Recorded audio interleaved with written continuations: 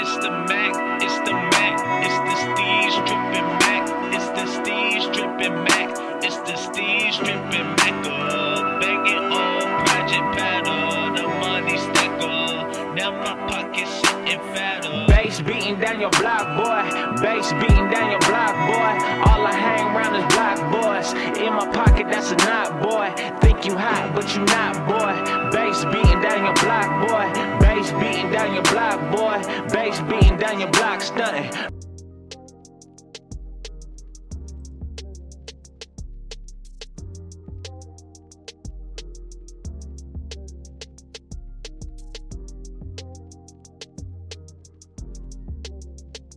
I did say all good things must come to an end. I did say and for Walt Disney watch Animation, the Renaissance era that helped save the company came to a close only a decade after it began.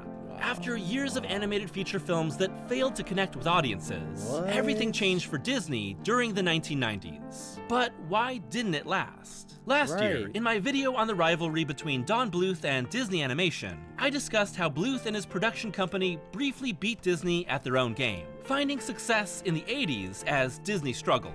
Eventually, new leadership and a modern approach to animation revitalized Disney, and from 1989's The Little Mermaid through 1999's Tarzan, Disney Animation experienced the boom in popularity and quality that came to be known as the Disney Renaissance. But eras end, and the fall from grace after the Renaissance was extremely hard. But what led to the end of what many see as Disney Animation's greatest? That movie, oh my god, they just showed two great movies back to back, bro. Extremely hard. But what led to the end of Atlantis Lost Empire? Fire story, fire animation art style. Oh my god, I recommend. What many see as Disney Animation's greatest? Treasure Planet, amazing story, amazing art style. It's up there. Gotta watch it. If you never, chef's kiss. Era. How did the straight-to-video sequel boom and increasingly poor leadership decisions cause the end of this period? And how have the mistakes made both during and after the era shaped the 2 decades of Disney since? This is the death of the Disney Renaissance. Oh my god, that makes me sad to hear. Because the Disney Renaissance was like, oh my god, it was ahead of its time. The rise and fall of the Disney Renaissance happened entirely under the watch of one man, Michael Eisner. Eisner had risen to prominence as the president and COO of Paramount Pictures, and in 1984, Disney shareholders Roy E. Disney and Sid Bass used their power to bring in Eisner as CEO and chairman of the Walt Disney Company, alongside Frank Wells as president. Eisner, in turn, quickly onboarded Jeffrey Katzenberg, also from Paramount, as chairman of Walt Disney Studios, and Roy E. Disney took over as chairman of Walt Disney Feature Animation. And okay, hirings and firings at movie studios can be really dry and boring if this isn't your thing. But understanding this major shift in power at Disney is important to understand the many highs and lows that followed. After taking over as CEO, Eisner had considered actually completely shutting down the animation division, following the massive string of disappointments that marked the Disney Dark Age. Roy, however, promised to turn things around as its chairman. Disney's approach to its animation division changed almost overnight, with Katzenberg making his presence known by personally cutting 12 minutes out of the Black Cauldron after it had been completed, and booting the animation department out of the studio lot in Burbank to a bunch of warehouses in Glendale. And this is where 2 very important decisions were made that expanded the impact of Disney animation. First, Roy's Walt Disney Feature Animation Studio expanded its team and sped up its production timelines to start making feature films much faster. Previously, Disney animated movies could take as long as 4 years to complete. But Disney's competition with Don Bluth Productions, which was making animated movies much faster and beating Disney at the box office at the time, pushed the studio to make films faster, with different teams working on multiple films simultaneously. Starting with Oliver Company in 1988, Disney has produced at least 1 new animated feature film every year since, except for 1993. Second, Walt Disney Pictures Television Animation Group was founded by Eisner with the intention of creating lower-budget animated series and fully securing Disney's foothold in television, which they hadn't really done before outside of Walt Disney's Wonderful World of Color and the Mickey Mouse Club. The first shows created were Adventures of the Gummy Bears, created by Michael Eisner literally because he liked the candy so much, and The Wuzzles, which was a thing, in 1985. Soon, DTVA's output exploded, starting with The Goat, DuckTales, in 1987. Eisner himself had intentions of being a TV star, becoming the host of the Disney Sunday Movie and the eventual Wonderful World of Disney. It was really nothing new for the company. Walt Disney himself was the host and star of the program previously, which had gone under several different names. Growing up, even I knew who Michael Eisner was as a little kid. Like, why should I know who a CEO was? And tying himself to the iconography and magic of Disney was a key decision made by Eisner to further cement his power in the company as the heir apparent to Walt. 1989's The Little Mermaid is the beginning of the Disney Renaissance. With a budget of $40 million, the film was the long-delayed fulfillment of Walt Disney's wish to adapt Hans Christian Andersen's fairy tale. And what made Little Mermaid drastically different from the decades of animated films that came before was a greater commitment to quality, including one of the biggest budgets for an animated film to date, a massive staff spread across both the main facility in Glendale and a satellite in Florida, the use of live-action references, and the musical creations of Alan Menken and Howard Ashman, jumping from the off-Broadway Little Shop of Horrors to Disney. The Little Mermaid recaptured the epic fantasy that had defined the golden age of Disney animation and was a massive worldwide hit, becoming the first animated feature to cross $100 million. Despite Katzenberg telling his staff that it was a girls' film that would do poorly. And although the following year's Rescuers Down Under was a disappointment, Disney created non-stop success with its features, as Beauty and the Beast became the first ever animated feature film to receive an Academy Award nomination for Best Picture. A huge achievement that declared a new era of critical and commercial success was here for a company that had nearly stopped making animated movies a few years prior. And you know what? Beauty and the Beast deserves it. This is one of the best movies ever. The Peebo Bryson and Celine Dion cover of Tale as Old as Time during the credits? I cry every time. Aladdin and Lion King were also smash hits, setting a precedent for Disney's use of established movie stars as characters, despite a major falling out with Robin Williams, when they used his name as a promotional tactic against his express wishes. More on that in a minute. The Disney Renaissance was in full swing, but 1994 changed everything at Disney. On April 3rd, Walt Disney Company president Frank Wells died in a helicopter crash, alongside his pilot and rock climber Beverly Johnson in Nevada after a skiing trip. After a decade leading Disney alongside Eisner and Katzenberg, Wells' sudden passing left a power vacuum in the company. Before Wells' death, Katzenberg had pressed to gain more power in Disney, asking Eisner to make him president and move Wells into the vice chairman position. According to Katzenberg, Eisner told him, "If for any reason Frank is not here, you are the number 2 person, and I want you to have the job." But he wouldn't have. No. Maybe. It was clear that despite their long-term working relationship, the two were consistently at odds with one another. And after Wells' death, Eisner announced he would take on the responsibilities of the role instead of appointing Katzenberg. In the months after, Katzenberg and Eisner battled publicly in the media over who should have power at Disney, with both interviewed by the press to have their sides heard. But in August, Eisner announced that Katzenberg was leaving the company, with Eisner saying, "The job that Katzenberg would have wanted does not exist in this company. This is not a Shakespearean tragedy. This is people moving on with their lives, doing new and interesting things." In response, Katzenberg told the media, "Now it's time to move on. I wanted a challenge beyond the job I've done for 10 years, and Michael could not create that opportunity for me here at Disney." Behind the scenes, it was both Eisner and Roy E. Disney that resisted Katzenberg's play for more power, seeing him as hungry for fame, and the wrong person to gain more control at Disney.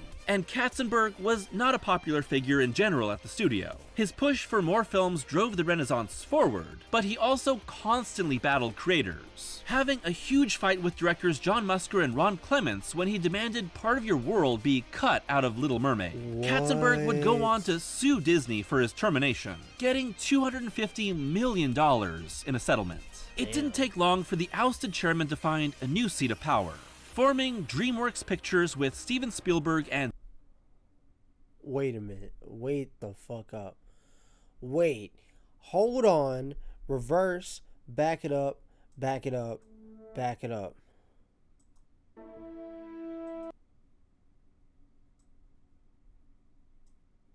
Okay. And David $150 million go on to sue the figure in general. Katzenberg's play for more job I've done for 10 years, and Michael could not create. But in August, Eisner announced that Katzenberg was leaving the company, with Eisner saying, "The job that Katzenberg would have wanted does not exist in this company. This is not a Shakespearean tragedy. This is people moving on with their lives, doing new and interesting things." In response, Katzenberg told the media, "Now it's time to move on. I wanted a challenge beyond the job I've done for 10 years, and Michael could not create that opportunity for me here at Disney." Behind the scenes, it was both Eisner and Roy E. Disney that resisted Katzenberg's play for more power, seeing him as hungry for fame, and the wrong person to gain more control at Disney. And Katzenberg was not a popular figure in general at the studio. His push for more films drove the Renaissance forward, but he also constantly battled creators, having a huge fight with directors John Musker and Ron Clements when he demanded part of your world be cut out of Little Mermaid. Katzenberg would go on to sue Disney for his termination, getting $250 million in a settlement.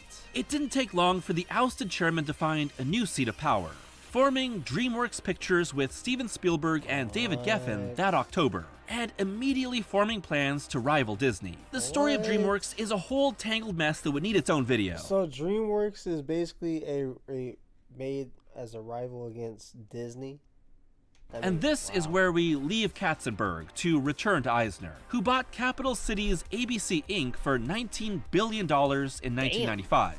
Disney had only grown bigger. Cue Eisner hiring Michael Ovitz as the new president, and 14 disastrous months in the position. But hey, he got a $140 million severance package out of it. Nice work if you can find it. Now, with little competition within the studio, Eisner could exert even more control over the direction of Disney. Come to home video. Despite making a long line of classic family films, Disney depended on theatrical re-releases for decades to keep their characters popular with new generations of fans. That all changed in the 1980s with the rise of VHS tapes and VCR players, with Disney releasing their first wave of home videos in 1980 and their first re-release of a classic film in 1984 with Robin Hood, under the title of Disney Classic. And thus began the concept of the Disney Vault, with the company reissuing their movies every 10 years and pausing distribution in between to create artificial scarcity. The tactic, and VHS as a whole, was a huge boon to the popularity of Disney movies, and this would soon be put to use for a brand new line of films. What's important to understand is that the Walt Disney Company is a conglomerate made up of many different units that have their own products and specialties. Break it down like this. The Walt Disney Company is the overarching organization. One of its divisions is Walt Disney Entertainment, with one of the units within this division being Walt Disney Animation Studios. And within this stood Disney Movie Tunes, founded in 1990 to make DuckTales the movie, Treasure of the Lost Lamp. A banger. Eventually, this division would merge with Walt Disney Video Premieres, with Sharon Morrill becoming Executive Vice President of this unit and Disney TV Animation. The result was that this TV-based animation studio existed alongside the feature film-focused Disney Animation, not under them. By the time Aladdin opened in 1992, Disney's animated series were finding real success with shows like The New Adventures of Winnie the Pooh and The Little Mermaid. Okay. So the company decided to spin Aladdin off into his own ongoing series produced by Tad Stones and Alan Zaslav. During the brainstorming process, Stones came up with a story that would bridge the original film to the series. However, when Stones pitched the idea to Eisner and Disney feature animation president Peter Schneider, the executives believed that sequels would only hurt the Disney reputation. Still, they went forward with the film that would be The Return of Jafar in 1994 to make the series happen. Return of Jafar set the precedent for every straight-to-video Disney movie that followed. First, Robin Williams refused to return to voice the genie due to a public falling out with how Disney promoted Aladdin using him as the key figure. Damn. So instead, voice actor Dan Castellaneta voiced the genie in both this sequel and the TV show. Second, basically all the cast and crew had nothing to do with the original. Third, the budget and production schedule was way smaller than the feature film, costing $3.5 million compared to the theatrical film's $28 million. Fourth, it stunk. And fifth, it was a massive success, making more than $300 million, with more than 10.5 million copies sold. Whereas Aladdin made $504 million. Success? Despite their initial reservations, Stones recalls Eisner's response to Return of Jafar's success simply being, well, what should the next one be? Cue the Disney straight-to-video boom of the 90s. The next to be made was Aladdin and the King of Thieves, an improvement for sure, with Robin Williams back after getting a $1 million salary and a public apology. And then it's sequel City Baby, two Beauty and the Beast midquels that act like Brian's Winter to the original Hatchet. That's a deep cut 90s young adult novel reference. And then a whole slew of sequels to both recent... When you saw this, yo, chat, when you saw this, you knew the movie was gonna be fire, bro. Coming soon to own on video and DVD. And old Disney films. Here are the rest of the Disney straight-to-video sequels, all done in one single breath. Pocahontas 2, Lion King 2, an extremely goofy movie, some might say Lion King single 2, breath. Fire. Pocahontas 2, Lion King 2, an extremely goofy movie, some might say too goofy, Little Mermaid 2, Lady and the Tramp 2, Cinderella 2, Hunchback 2, Atlantis, Milo's Return, 101 Dalmatians 2, Lion King 1 and after you watch the first Atlantis one, bro, it's like Pocahontas 2. Bro, when you go look at the second one, it's like not even worth the watch. Lion King 2, an extremely goofy movie, some might say too goofy. Because it's like the animation style is not the same. And I think the voice for Milo isn't even the same. Little Mermaid 2, Lady and the Tramp 2, Cinderella 2, Hunchback 2, Atlantis. Yeah, this was so disappointing. This one. Milo's Return, 101 Dalmatians 2, Lion King 1.5, Mulan 2, Tarzan 2. Lion King 1, okay, I don't know if a lot of people don't talk Atlantis, about this, bro. First of all, you can just tell by the art style on the cover is different. Like, Return, 101 Dalmatians 2, Lion. Yo, Lion King 1.5. Now, a lot of people don't talk about this, but Lion King 1.5 is up there with Lion King, in my opinion, if not better. I'm just saying, bro, you're looking at the perspective between Timon and Pumbaa, how they met each other, then how they met Simba, and you're looking from their perspective, bro. I'm telling, bro, watch Lion King 1.5, bro. Like, oh my god, bro, that best movie. King 1.5, Mulan 2, Tarzan 2, Lilo and Stitch 2, Kronk's New Groove, Bambi 2, Brother Bear 2, Fox and the Hound 2, Cinderella 3, and Little Mermaid Ariel's Beginning.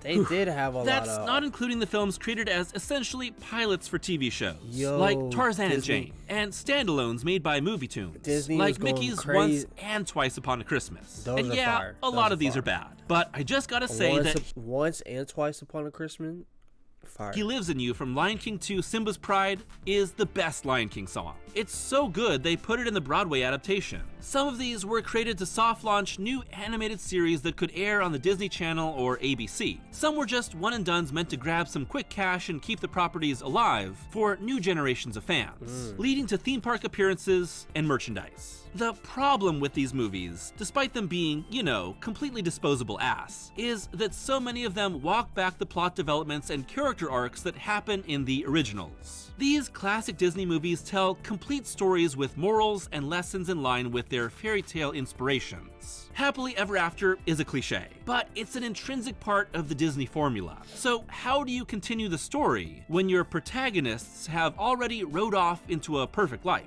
Well, here's some of the absolutely insane stuff that happens in Disney's cosmic gumbo of straight-to-video sequels. Pocahontas 2 decides to become kinda historically accurate, and have our lead fall in love with the suddenly introduced John Rolfe during her trip to London, and the two sail off into the sunset. You know she died right after that, right, Disney? Little Mermaid 2 has Ariel and Eric have a daughter and then hide her mermaid heritage from her for 12 years, cutting off all contact with the underwater because of Ursula's suddenly revealed evil sister. Hunchback 2 reveals that Quasimodo's bell is actually filled with jewels. I remember this one. I watched the second one more than the first one, bro. I think it's because I had the second one on DVD or on VHS, but yeah, bro, it's funny because it's like when it comes to certain movies, it's like I've seen more of one thing than the other. So like for this, I've seen more of the second Notre Dame than the first one. I've seen or I don't want to say seen, but watched more. Like I watched more of the 3.5. I watched the first Lion King a lot, but I watched the first Lion King and 1.5. But I've seen the second Lion King like only a few times. Like it's stuff like that. Like it's crazy. As the target of a villain's heist, there's also a new love interest for our poor, rejected, bell-loving, dang-ass freak. Atlantis, Milo's return ends with Atlantis raised to the surface to be part of all humanity. This fucking animation style pisses me off, and bro, everything. Sorry guys, I'm sure humanity won't rob you of your resources and persecute you for being different. Mulan 2 has Mushu break up Mulan and Shang to create a bunch of romantic tension in an arranged marriage story. Lilo and Stitch 2 is actually a banger, and so is the show and its spin-off movies. Brother Bear 2 once again has Kanai consider turning back into a human, this time for love, and we already did this, Disney. Lion King 1.5 is basically... 1.5 is so fire, bro. I'm telling y'all, bro. Rosencrantz and Guildenstern are dead, and I actually really... Lion King 1.5 is basically Rosencrantz and Guildenstern are dead, and I actually really liked this one as a kid. Cinderella 3 is a time travel story that changes the events of the original. One of Cinderella's stepsisters, Anastasia, who used to be a piece of shit, is good now. People can change. Anastasia Rosencrantz and Guildenstern spin-off movie in an arranged Ranger 2 once again Lion this one as a kid. Cinderella's sisters, Anastasia, who used to be a piece of shit, is good now. People can change. A lot of these movies actually take place in the middle of the originals, with creators wising up that they couldn't really continue the story of a lot of these movies. Given that quite a few have a time skip with kid versions growing up into their adult selves, there's an opening for another story to take place. Enchanted Christmas, Lion King 1.5, Tarzan 2, and Fox and the Hound 2 all do this. Of course, given that these stories are already set in place, not much can actually happen, in fear of creating a time paradox. That could destroy the entire universe. So these have no stakes. Belle's Magical World, Cinderella 2, and Atlantis, Milo's Return are actually just multiple episodes of canceled TV shows smashed together. And it's very obvious. Almost all of these movies were poorly received by both fans and critics, but they also made tons of money with little production cost. In a time when Disney was more popular than they had ever been before, straight-to-video movies were another resource stream, adding to a juggernaut gaining speed. Reputation be damned, they were here to stay. Okay. Animation sits at the heart of Disney. I mean, it's the reason it exists at all. But as a corporate conglomerate encompassing live-action films, TV, theme parks, and all sorts of acquired businesses, Disney under Eisner did a lot more than just animation. And the 90s was when Disney began its true aspirations to become a corporate titan. Touchstone Pictures was founded in 1984 by then CEO Ron W. Miller, shortly before his ousting in favor of Eisner. But the new heads of Disney decided to continue with Touchstone as a way for the company to produce non-family films and establish the Disney foothold in PG-13 and R-rated pictures that could be distanced from the Disney reputation. Here's a few of the major Disney Touchstone films released in the 80s and 90s. Down and Out in Beverly Hills, The Color of Money, Adventures in Babysitting, Three Men and a Baby, Who Framed Roger Rabbit, Dead Poets Society, Pretty Woman, What About Bob, The Rocketeer, Father of the Bride, Sister Act, The Nightmare Before Christmas, Ed Wood, Con Air, Face Off, Air Force One, Kundun, He Got Game, Armageddon, The Patriot, Rushmore, Beloved, Bringing Out the Dead, and The Insider. Touchstone was also expanded into Touchstone Television for a massive amount of live-action sitcoms and dramas. And of course, when you talk about Disney in the 90s, you have to talk about the Disney Channel. Got to. Launched as a premium cable network. That's the biggest thing. That's the biggest thing, bro. You gotta talk about Disney in 1983, Channel, the Disney Channel began shifting to basic cable in 1990, before becoming fully available in 1993. At first, the channel was the place for original animated series to premiere before moving to network TV, like Tailspin, Darkwing Duck, and the eventual movie spin-offs like Aladdin and Hercules. But by the end of the 90s, the Disney Channel became defined by live action, with series like The Famous Jet Jackson setting precedent. And of course, there's the Disney Channel action, with series like The Famous Jet Jackson setting precedent. And of course, there's the Disney Channel original movies. I'm talking stone cold classics like Under Wraps, Brink, Halloween Town, and Xenon, Girl of the 21st Century. Disney's acquisition of ABC gave it another outlet for its growing TV production. The crazy success of the Disney Channel in the 2000s is a topic for another day, but its expansion in the 90s made it possible to become its own mini-universe of live-action films and shows that shaped a generation of both audiences and stars. Disney theme parks, on the other hand, were one of the company's major struggles. Yo, this is just opening fucking... Oh my god, bro. Nostalgia out the ass, in the 90s. Man. Eisner's push for new attractions led to a collaboration with George Lucas, resulting in Star Tours, The Indiana Jones Adventure, and Captain EO. But it also resulted in the launch of Disney Cruise Line and 5 new parks opening during his tenure as CEO. Resulting in... What happened to George Lucas, man? Look at him, bro. Everything is cool, and then you look at him now, and it's like, oh.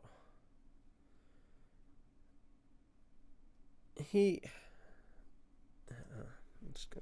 Star Tours, The Indiana Jones Adventure, and Captain EO. But it also resulted in the launch of Disney Cruise Line and 5 new parks opening during his tenure as CEO. Disney MGM Studios, California Adventure, Animal Kingdom, Euro Disney, and Hong Kong Disneyland. Wow. However, almost all of these new openings struggled. Euro Disney in particular was an embarrassment. Come on, my last paycheck bounced.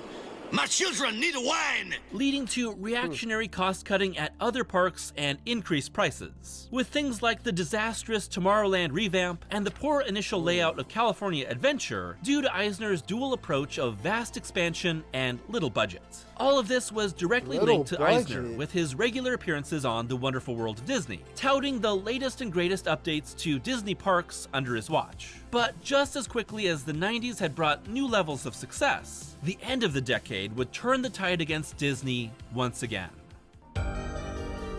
Death and beyond. No one declares the actual end of an era right when it happens. These things are always defined in retrospect. The death of the Disney Renaissance is a slow wind down that started with Pocahontas in 1995.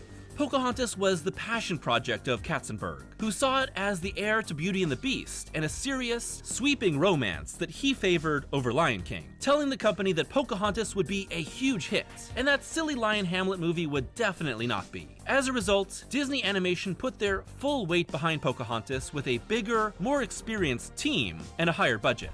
Of course, Lion King was a sensation, making $763.5 million and being critically acclaimed, while Pocahontas made $346 million and had a very mixed reception. Disney wasn't hurting for money, but it had made its first major misstep of the era. Afterward, The Hunchback of Notre Dame, Hercules, Mulan, and Tarzan all had slower box offices, but still all had straight-to-video sequels. Mulan 2 came out all the way after in 2005. Why? I guess that's not as bad as the 64-year gap between Bambi in 1942 and freaking Bambi 2 in 2006. Bambi has hit retirement age. Why is he still getting a sequel? The reason the Renaissance truly died can be attributed to several factors all coming together after a decade of classic films and poor business choices. The straight-to-video business model had sped up to be faster than the theatrical model. From 1998 through 2006, Disney Movie Tunes, eventually renamed Disney Toon Studios, made 28 home video movies, with 20 boy.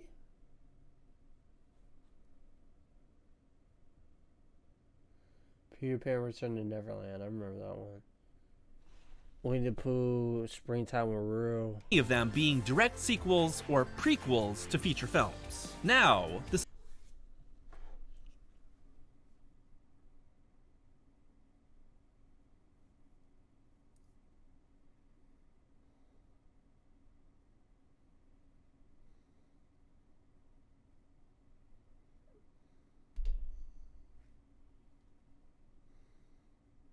sequel strategy blamed on diluting the Disney brand was bigger than the original movies they were diluting in the first place. And like Disney's theatrical outputs, the straight-to-video movies sales dwindled too. Look at all these movies. The Renaissance approach to stories was getting stale. Essentially, the outsider discovers a new world, finds romance with a kindred soul, is attacked by a villain whose romantic interest has been spurned, all packaged within a musical formula was used way too often. The Renaissance movies have a sort of swooning romance that harkens back to the Disney Golden Age, but it eventually became cliché. It didn't help that Howard Ashman, who set the precedent for the types of songs that defined the era, passed away in 1991 due to complications from HIV.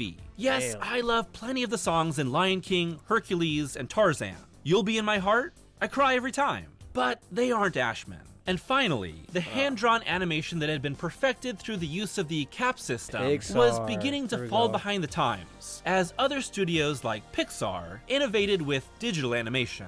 As the last Renaissance film, Tarzan uses by far the most digital animation of the era to bring its jungle to life with deep canvas for 3D backgrounds that emulated painting, resulting in what was, at the time, the most expensive animated film ever made at $130 million. The post-Renaissance era saw Disney embrace straight-to-video releases even more, experiment with story structures to not seem out of touch with audiences, and begin to create fully digital films outside of their collaboration with Pixar. It was also filled with swings and misses that saw the studio struggle to find a hit. While Fantasia 2000 was the first film released in the post-Renaissance era, and was a flop that barely made back its budget, The Emperor's New Groove is the true dividing line, as it began its troubled production in 1997 and was delayed until the end of 2000. Don't get me wrong, I love The Emperor's New Groove. Pacha and Cusco going back to back to climb up the canyon wall, I cry every time. But this is definitely a different mode of Disney movie than the prestige of much of the Renaissance. Actually, Emperor's New Groove was originally set to be a much more epic story along the lines of Lion King, originally titled Kingdom of the Sun. But major production problems and the underperformance of prestige films like Pocahontas and Hunchback caused Disney to completely rework the film into the screwball comedy it became. Sting was not pleased. No, other Sting. On top of that, New Groove had the worst box office performance of any Disney animated movie since the Dark Ages in the 80s. But Emperor's New Groove is such a good movie, though. Total, the post-Renaissance era included 11 animated feature films. And while these involved a variety of directors and styles, their unifying theme is Disney struggling to find a new successful approach, and most of them being financial disappointments outside Lilo and Stitch. And there are a huge number of basically forgotten Disney animated films from what was this movie called, bro? This was a good movie too. This time. Dinosaur, Treasure Planet, Home on the Range. Home on the Range, that's what it was. Home on the Range was the movie, bro. Treasure Planet was fire. Wait, what were you saying about this? Being financial disappointments outside Lilo and Stitch. And there are a huge number of basically forgotten Disney animated films from this time. Treasure Planet. Dinosaur, Treasure Planet, Home on the Range, Chicken Little, and Meet the Robinsons. How? What? What the fuck? Okay, how? No, people remember Chicken Little. People remember Treasure Planet. And I think some people remember Meet the Robinsons. But come on, Treasure Planet and Chicken Little is the most known one. And Home on the Range, I can see people not remembering Robinsons all feel like they could have come from a rival studio and have mostly not been translated by Disney into the rest of their multimedia empire. Not even a straight-to-video sequel. Eisner had been a controversial CEO for years, but the string of big failures finally cost him his job, with an internal shareholder revolt leading to Eisner officially stepping down in 2005, replaced by Bob Iger. and Iger's rise brought fast changes. Disney Toon's focus on making direct sequels to theatrical films came to an end in 2006, when John Lasseter was appointed Chief Creative Officer of both Pixar and Walt Disney Animation Studios. And Lasseter made it explicitly clear that he felt direct-to-video sequels were hurting Disney's brand. At the time of Lasseter's takeover, Disney Toon was working on the Tinkerbell movie, but the new head deemed the version that was being made as virtually unwatchable, demanding the film undergo major revisions, and firing Sharon Morrill as the Disney Toon head. The last video sequel produced by Disney Toon was The Little Mermaid: Ariel's Beginning in 2008, with Disney Toon afterward focused on CGI spin-offs, with the reworked Tinkerbell movie being the source of most of these films. The Disney Vault practice continued through the DVD and Blu-ray eras, and actually only stopped in 2019 with the debut of Disney+. By the time Disney Toon Studios was closed in 2018, it had made 47 films, with Tinkerbell and The Legend of the Never Beast being its last. As for Lasseter, he was ousted from Disney after his decades-long series of allegations regarding sexual misconduct were revealed to the public.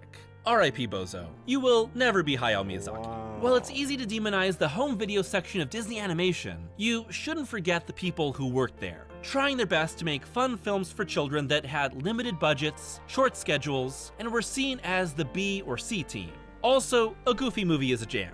Eye to eye, I cry every time. What I think is hilarious is that the long-derided focus on straight-to-video sequels that brought about the end of the Disney Renaissance has essentially returned in new packaging. Pixar pumps out sequel after sequel now instead of the original ideas that made them the heir to the Renaissance. The never-ending parade of really bad live-action remakes are trading off the iconography of the originals, just like the straight-to-video sequels did. And Disney Plus has multiplied the footprint of money-making IP to keep audiences buying merch. But instead of sequels to feature films, it's live-action miniseries spin-offs of major properties, like Marvel and Star Wars. Meanwhile, animation has taken a massive downgrade in Disney's priority, with then CEO Bob Chapek saying, "Our fans and audiences put their kids to bed at night after watching Pinocchio, Dumbo, or Little Mermaid. Then they're probably not going to tune into another animated movie. They want something for them." Animation fans were not pleased, with animated films meant for theaters like Turning Red, Raya and the Last Dragon, and Encanto given little or no time in theaters and then punted to Disney+.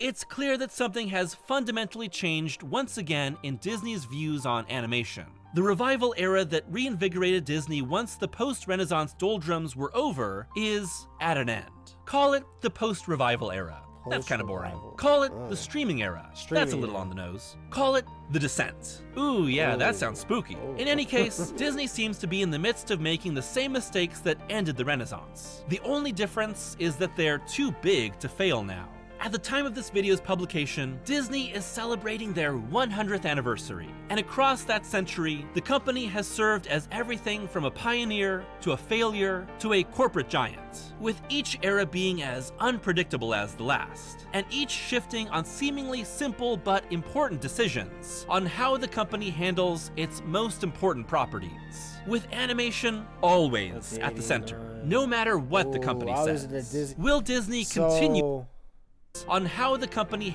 and each it's no matter what the company's operating with Disney Renaissance animation always at the center, no matter what the company says. Will Disney continue its downward spiral, or will passionate artists and the belief in making something better turn things around once again? One thing's for certain: all good things must come to an end. W Video, bro. That unlocks so many fucking so many like nostalgic memories in my head, man. And I agree with this one person. Honestly, I take the direct to DVD era over the remake era any day, bro. Any day, bro. This was nuts. This was a good video, man.